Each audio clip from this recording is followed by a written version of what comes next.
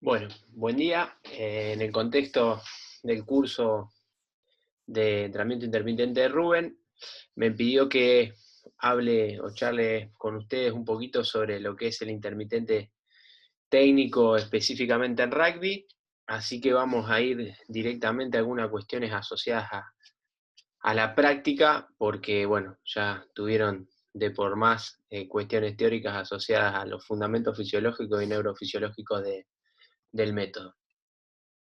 Particularmente yo voy a hablar de rugby, un deporte bastante particular por algunas cosas que vamos a ir viendo, y cómo nosotros desde la práctica, desde el día a día, incluimos el intermitente técnico como parte de el desarrollo condicional y el perfeccionamiento técnico de los jugadores que nosotros entrenamos. Específicamente voy a hacer referencia obviamente al Club San Luis, que es el club en el que yo trabajo, ya hace 7 años y en el que tengo la posibilidad de experimentar alguna de estas cosas.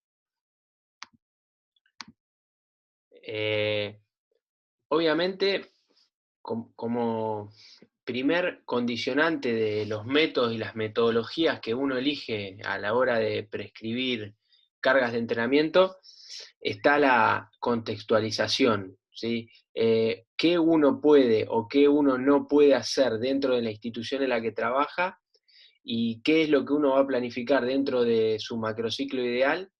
Está condicionado por algunas cuestiones asociadas, en este caso específico, como ven ahí en la gráfica, eh, al deporte en cuestión. No es lo mismo entrenar o ser preparador físico de un club de rugby que de un club de fútbol, sea por el reglamento, sea por la idiosincrasia del deporte.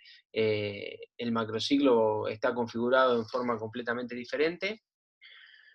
Por la ciencia, o sea, qué dice la ciencia acerca de este deporte, cómo lo describe, qué ha analizado desde su fisiología, desde su biomecánica, que obviamente son condicionantes importantes a la hora de aplicar cargas, digamos, qué es lo que yo voy a elegir para tener correspondencia eh, dinámica, correspondencia metabólica y correspondencia mecánica con el deporte. Bueno, va a estar condicionado por lo que en algún sentido la ciencia describe de este deporte, y también por la ciencia que yo voy haciendo en el día a día a partir de las mediciones y del análisis del grupo específico que a mí me toca. Por el club, ¿sí? El club, el modelo de juego, por ejemplo, del club, su historia deportiva y demás, son condicionantes de lo que yo me voy a proponer como objetivo con ese grupo de jugadores. La competencia, ahora vamos a ver cómo se estructura la competencia. Tengo 2 torneos, un torneo, juego 2 torneos a la vez, tengo una competencia semanal, 2 competencias semanales, cuál es la duración de la competencia, cuántos partidos tengo que jugar. Bueno, son todas cuestiones que también van a condicionar la organización de mi macrociclo, y obviamente la filosofía particular que uno tenga, y más allá de lo que la ciencia dice, qué es en lo que uno cree y cómo uno lleva adelante la práctica en el día a día, son condicionantes de la estructuración de este macrociclo. Dentro de esta contextualización, como les decía, es importante determinar cuál es la competencia o cuáles son los tiempos con los que yo cuento para poder organizar los estímulos dentro de una estructura.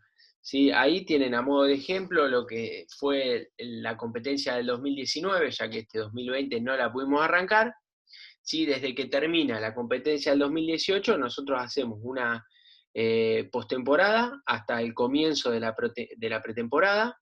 En ese caso, el año pasado tuvimos una gira importante a Reino Unido, y el 16 de marzo, como ven ahí, arrancó el top 12 con Newman. Nosotros jugamos un torneo, ¿sí? Que consiste de 23 partidos, somos 2 equipos, 11 partidos de ida, 22 partidos, y terminamos el 14 de septiembre contra Pucará, porque no clasificamos a las instancias finales. Y el 12 de octubre arrancó la segunda competencia, que es el Nacional de Clubes, que solamente nosotros jugamos 3 partidos en la zona de clasificatoria, y terminó rápido. El 26 de octubre finalizó para nosotros porque solamente 4 equipos clasificaron a las instancias finales. Digamos, una semifinal y una final. Obviamente eso condiciona la estructuración de mi plan. Digo, ¿cuánto tiempo tengo yo? Como vieron ahí, desde que termina el torneo hasta que vuelve a arrancar, nosotros tenemos mucho tiempo para trabajar, digamos. Y esto no es un dato menor, porque no es lo mismo tener una transición de un torneo al otro de 15 días, donde yo tengo que trabajar entre la recuperación, darle algo de vacación al jugador y reentrenarlo, a caso del rugby, particularmente de la Unión de Rugby de Buenos Aires, donde yo tengo mucho tiempo para entrenar al jugador en lo que a mí se me ocurra en base a lo que yo crea y a mi filosofía. Es muy importante porque nosotros nos da la posibilidad o tenemos tiempo para trabajar cosas que por ahí en otro contexto no las podríamos trabajar. Y a su vez tenemos tiempo para organizar el entrenamiento por etapas sin estar pensando en la competencia en ese momento. Obviamente que la competencia es el objetivo final, pero nos podemos plantear objetivos sin la competencia. Digamos, no es lo mismo entrenar un plantel en el medio de una fase competitiva que tener 3 meses de preparación para la fase competitiva. Obviamente esto nos da muchísimo más aire a la hora de poder planificar, prescribir y organizar carga. Como decíamos cuando hablábamos de cómo el contexto condiciona el macrociclo, hablábamos de la ciencia. Particularmente en el rugby es importante para poder prescribir carga, para poder elegir qué es lo que voy a hacer, entender un poco cuáles son las demandas del juego. En este caso tienen un trabajo, hay millones de trabajos publicados en innumerable cantidad de revistas científicas, donde ustedes van a poder acceder a las demandas del juego, obviamente a diferentes niveles de competencia. Uno irá eligiendo cuál competencia es la que más se acerca a las demandas a las que sus jugadores están siendo sometidos. Y si ni hablar, en nuestro caso tenemos la posibilidad de poder medir las demandas del juego a partir de dispositivos de monitoreo, que está bueno porque es un plus. Podemos analizar nuestro contexto particular y las demandas de nuestro contexto particular. Más allá de eso, simplemente ustedes ahí tienen gráficas de tiempos de trabajo, tiempos de máximo trabajo, frecuencia de estímulos, total de sprint, un montón de datos que se miden tanto desde la utilización de los dispositivos tipo GPS a el time motion analysis o el análisis a partir de la videofilmación. Nada, hay un dato anecdótico, pero fíjense que los tiempos de trabajo, en este caso en el rugby, la máxima tasa de trabajo es de 20 segundos, ¿sí? 21 segundos en algunos puestos, pero va de 13 a 21 segundos. Es importante hacer un análisis de los tiempos de trabajo, la relación entre tiempo de trabajo y tiempo de pausa en el juego, para después poder tener una correspondencia dentro de nuestra intervención en los entrenamientos, ¿sí? Obviamente hay que tener un conocimiento acabado de la fisiología específica del deporte, porque, digamos, es un dato que también uno va a tener en cuenta a la hora de prescribir, pero si ahí analizan los tiempos de pausa y los tiempos de trabajo, van a ver que la relación entre tiempo de trabajo y tiempo de pausa va de 7 a 20, digamos, de 1 a 7 a 1 a 21, digamos, cada un segundo de trabajo, 7 de pausa, cada un segundo de trabajo, 21 de pausa. O sea que es un juego en el que se está mucho tiempo parado, y que la intensidad no pasa tanto por el desplazamiento, sino más bien, ahora lo vamos a ver, ¿sí? Perdón, no me quiero pasar de largo, más bien por las colisiones, ¿sí? La intensidad del juego está, en el caso del rugby, está dado por el contacto, por las aceleraciones y las desaceleraciones, y no tanto por la distancia total recorrida, ¿sí? O el desplazamiento. Esto no significa que no hay que correr, ni que no sea importante correr y desplazarse, porque todos los movimientos del jugador de rugby lo hace desplazándose. Ahora, lo que hay que entender es por dónde pasa el negocio. En este caso, el negocio pasa por tratar de soportar las embestidas y que las embestidas de uno sean lo suficientemente fuertes como para fatigar al otro, pasa por pararse rápido del piso, pasa por acelerar y pasa por desacelerar. ¿Sí? Ahí tiene un ejemplo, no sé si se va a ver bien el video porque a veces por Zoom se ve medio entrecortado. ¿Sí? Ahí ven partido San Luis Pucará, una de esas situaciones de colisión. ¿Sí? Son situaciones de alto estrés, de una altísima intensidad, ¿tá? Y para lo que el jugador debe estar preparado, tanto para hacerlas como para recibirlas. ¿Sí? Obviamente es difícil estar preparado para recibir esa embestida, pero uno debe buscar dentro de los métodos de intervención semanal algo que me permita a mí, de alguna manera, tolerar mejor estas situaciones particulares. ¿Sí?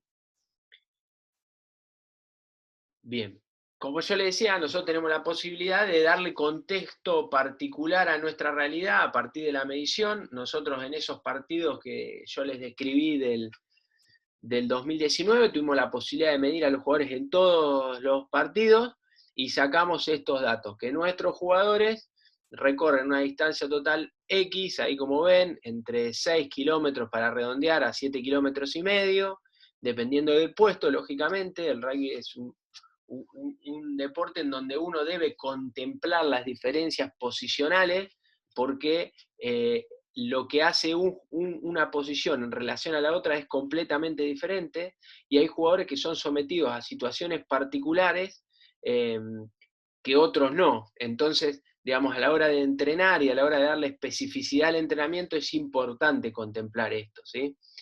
Ahí ven aceleraciones, desaceleraciones, velocidades maximales, metros por minuto, impactos, como algunas variables que nos da el dispositivo, nos da más, simplemente algunas para mostrarle. Obviamente nosotros incluimos los impactos como una variable de intensidad asociada a la intervención del jugador en el juego y también a lo que la palabra dice, digamos, a los impactos. ¿Para qué usamos nosotros? Dentro de eso es lo que le decía recién, es la contextualización de las demandas del juego. Dentro de lo que sería el entrenamiento, los GPS nosotros los usamos mucho para compensar, ¿sí? Entender qué es lo que no nos da la demanda específica del juego y compensarlo por fuera, digamos. Nosotros sabemos que los forward dentro de los entrenamientos se desplazan menos por las situaciones específicas a las que son sometidos, por ejemplo, Scrum y Line, y los tres cuartos tienen una mayor demanda desde lo locomotivo. Entonces lo que nosotros hacemos es, a los forward les compensamos esas acciones de desplazamiento que no tienen, y a los tres cuartos les compensamos las acciones neuromusculares que por ahí no tienen dentro de su entrenamiento específico. Pero usamos mucho la preparación física como compensatoria de lo que lo específico con los entrenadores no les da. También nos sirve para contextualizar el análisis de las lesiones, cuántas lesiones tenemos, en qué parte del cuerpo, para después poder programar los entrenamientos preventivos. Y no solamente evaluamos las demandas, sino también las prestaciones, qué es lo que nosotros tenemos para afrontar esas demandas. Por eso evaluamos nuestro material, nuestros jugadores, desde lo postural, desde lo físico, desde la fuerza, desde la resistencia, desde la movilidad, para de alguna manera poder entender cómo vamos a resolver esas demandas con lo que nosotros tenemos, en qué punto tenemos que reforzar, cuáles son esas posibilidades de predisposición a lesión que tiene el jugador para poder de alguna manera trabajar sobre eso. Entonces creemos que es muy importante evaluar para saber cuál es el punto de partida y a dónde va a ir dirigida mi intervención. También evaluamos asimetría, fuerza con plataformas de fuerza, digamos, un montón de test. Donde el objetivo final de nuestra intervención es la optimización del jugador. No es tanto la maximización de una capacidad, sino que ese jugador se desempeñe mejor en el contexto en el que le toca. En este caso, dentro de un partido de rugby. ¿Sí? Este término de optimización del jugador. Que fíjese que dice, se trata de someter a determinadas situaciones de entrenamiento que provoquen un cierto desequilibrio en alguna de las estructuras que configuran al sujeto. Digamos, tratamos de encontrar métodos más integrados que nos permitan desarrollar la capacidad del jugador de ser mejor, en este caso, jugador de rugby. No focalizarnos tanto en el trabajo, en compartimientos estancos, sino más bien generar un desarrollo más integral del jugador. Entonces, metodológicamente, nosotros lo que tratamos de buscar es una alta intensidad, ¿sí?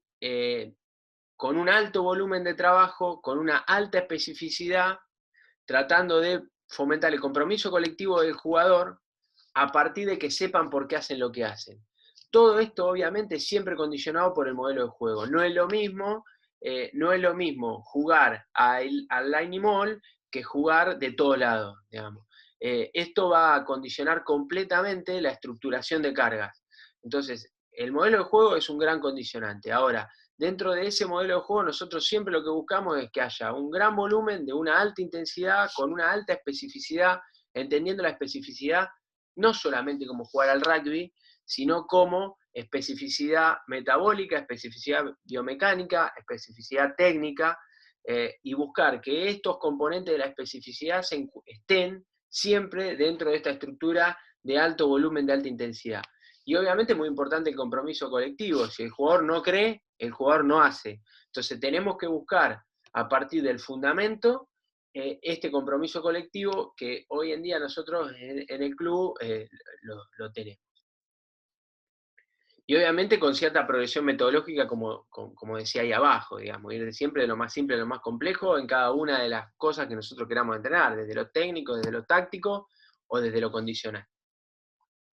Para ponernos en contexto y ver esto del intermitente técnico, dónde lo metemos, esa es una semana tipo de lunes a domingo, donde nosotros estos intermitentes técnicos los metemos los lunes, que es el día que nosotros elegimos para darle más preponderancia al trabajo metabólico. Nosotros jugamos los sábados, el domingo regeneramos, hacemos un trabajito cortito de flexibilidad y rolo combinado, y hielo, y el lunes es el día con más contenido metabólico, por así decirlo de alguna manera. El martes más contenido neuromuscular y el jueves algo más asociado a la velocidad y a la agilidad. Nosotros en el club entrenamos 3 veces por semana y jugamos los sábados. Entrenamos lunes, martes y jueves más los sábados, más allá de que el jugador tiene planificado todos los otros días algo, ¿sí? O sea que entrena todos los días, pero con nosotros en el campo, lunes, martes y jueves, ¿sí? Porque es un deporte amateur donde los jugadores trabajan, estudian, y hay que adecuarse a eso. Entonces, el intermitente técnico de los lunes, ¿qué es? Es una modalidad dentro del paradigma intermitente que nos permite la estimulación condicional y técnica simultánea. Podemos estresar, en este caso, la resistencia y a su vez perfeccionar el pase, ¿sí? Otorgando gran especificidad metabólica y biomecánica a nuestros entrenamientos. Desde lo que yo les decía hoy, desde el principio de especificidad, esto es óptimo, ¿sí? Y ahora lo vamos a ver con números. ¿Por qué? Porque nos da la posibilidad de desarrollo técnico y condicional simultáneo, por eso lo usamos, porque es una gran herramienta ante la poca disponibilidad temporal. Yo le decía, entrenamos 3 veces por semana, 2 horas cada día. Tenemos que buscar la manera de optimizar el tiempo para poder trabajar en poco tiempo muchas cosas, porque muchas de esas cosas son necesarias para competir y son necesarias para estar en la alta competencia. Entonces, de alguna manera, este es un gran método que nos permite a nosotros en poco tiempo el desarrollo simultáneo de muchas cosas que son importantes. ¿Por qué también? Porque tiene una alta especificidad mecánica y metabólica, respeta los principios fisiológicos del juego y respeta los principios biomecánicos del juego, porque yo ahí voy a tener freno, cambio de dirección, aceleraciones, salto, voy al piso, voy a parar, voy a pasar la pelota. Nos permite gran volumen de trabajo técnico sin fatiga a una gran intensidad, clave, ¿sí? Nosotros no trabajamos en fatiga, tratamos de retrasarla, entonces esto nos permite acumular un gran volumen de trabajo técnico, nos permite pasar la pelota con gran eficiencia, nos permite taclear con gran eficiencia, nos permite hacer una finta con gran eficiencia, sin fatiga y a una gran intensidad, que es lo que nosotros queremos en el juego después, que nuestros jugadores se desarrollen técnicamente de forma correcta, que sean muy intensos y que traten de no alcanzar la fatiga.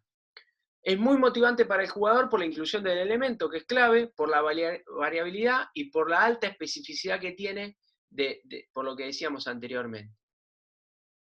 Y esto no es que a nosotros se nos ocurre, nosotros lo hemos medido. Acá tienen datos de GPS.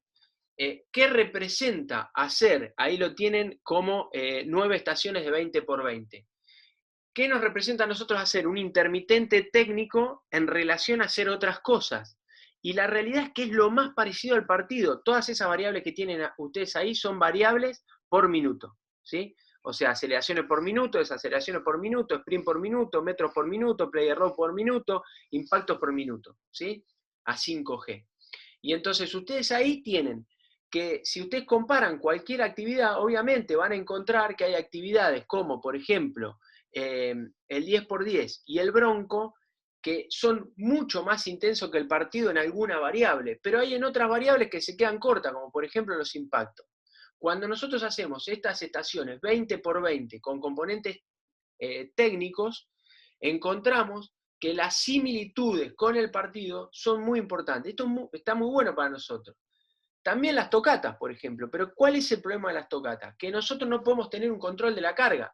Que el jugador se desempeña en base a lo que el juego le demanda. Entonces, si esos días tienen ganas de correr, el jugador hace esa tocata intensa más parecida al juego. Si ese día el jugador no tiene ganas de correr o no le gusta la consigna y se quiere hacer el boludo, se puede hacer el boludo y no vamos a estar cumpliendo con el componente de carga que nosotros queríamos para ese día. Acá nosotros trabajamos de 4 a 6 jugadores por estación y la consigna es clara porque el jugador tiene que durante 20 segundos hacer lo que nosotros le pedimos. Y entonces nos aseguramos una estabilidad de carga y una simetría de carga para todos que el juego no nos da.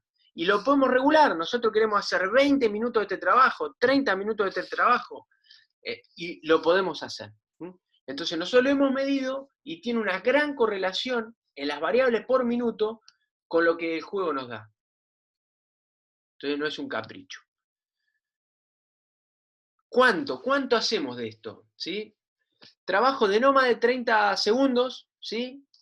En estaciones, obviamente condicionado por las rotaciones, el tiempo de pausa, digamos, va a ser 20 segundos de trabajo por 30 segundos de pausa para que el jugador se acomode en la otra estación y pueda volver a arrancar. Por la cantidad de entrenadores, si nosotros tenemos 9 entrenadores, como tenemos nosotros, podemos hacer 9 estaciones. Si nosotros tenemos 4 entrenadores, haremos 4 estaciones. Obviamente también los recursos materiales y la necesidad de estrés mecánico y fisiológico también van a ser condicionantes de cuánto voy a hacer. ¿Qué es lo que yo quiero generar? También va a condicionar cuánto voy a hacer. Obviamente, teniendo en cuenta, ¿sí? Como dice abajo, que si yo quiero generar adaptación en la capacidad condicional, es imperativo un buen volumen de trabajo. O sea, no puedo hacer 5 minutos. Si yo quiero generar adaptaciones, voy a tener que buscar un volumen mínimo de 30 minutos, por ejemplo, ¿sí? Dentro del entrenamiento total. Tengo que estresar el sistema, tengo que buscar un volumen. Y ese volumen se va a tener que ir incrementando en forma sistemática. O tendré que ir incrementando la intensidad de las estaciones o la complejidad de las mismas. Pero si yo quiero seguir generando adaptaciones, voy a tener que seguir incrementando, en este caso, la intensidad, el volumen o la complejidad. Y las pausas son siempre iguales o superiores al tiempo de trabajo.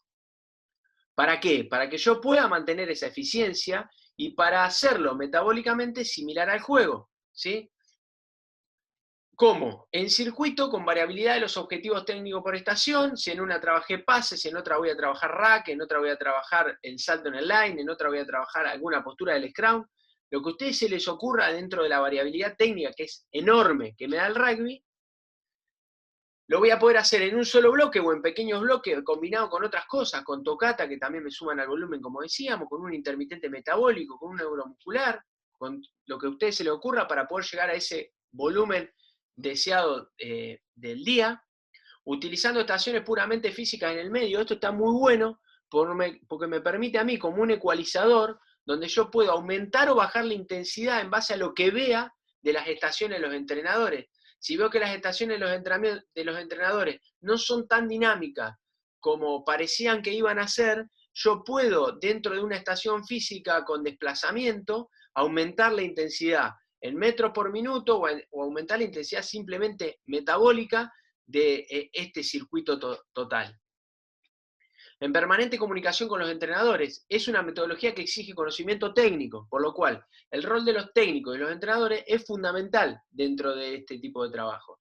Nosotros lo que hacemos es planificamos y administramos la carga. Ahora, el pase, el entrenador hace la estación de pase, hace la estación de rack, ¿sí? Los entrenadores están metidos dentro de la planificación de estos circuitos intermitentes técnicos. La técnica es la soberana, ¿sí? Tengo que hacerlo bien, el pase tiene que estar bien hecho, ¿sí? La intensidad y el volumen vienen después, o sea, yo no puedo aprender dentro de un circuito intermitente técnico, ¿sí?